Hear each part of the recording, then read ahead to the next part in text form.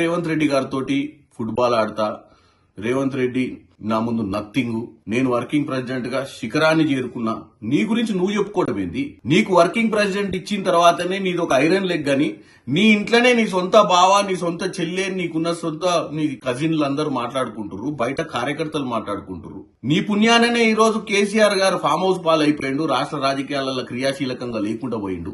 నీ పుణ్యాననే 23 ఎన్నికలలో ఓడిపోయారు, నీ పుణ్యాననే పార్లమెంట్ లో గుండు సున్నా వచ్చింది, నీ పుణ్యాననే కంటోన్మెంట్ ఓడిపోయింది, నీ పుణ్యాననే ఇవాళ జూబ్లీల్స్ కూడా ఓడిపోయింది. ఇంకేం ఆడుకుంటావు నువ్వు ఆడాల్సింది రాజకీయమే సరిగ్గా ఆడతలేవు, నువ్వు ఫుట్బాల్ ఆడేదేంది? నేను ఒక్కటే చెప్తున్నా కేటీఆర్ గారు, రేవంత్ రెడ్డి గారు ఏదైతే సమిట్, తెలంగాణ రైజింగ్ సమిట్ దిశగా ముందుకు పోతున్న సమయంలో మీకు ఫ్రస్ట్రేషన్ పెరిగినట్టుంది.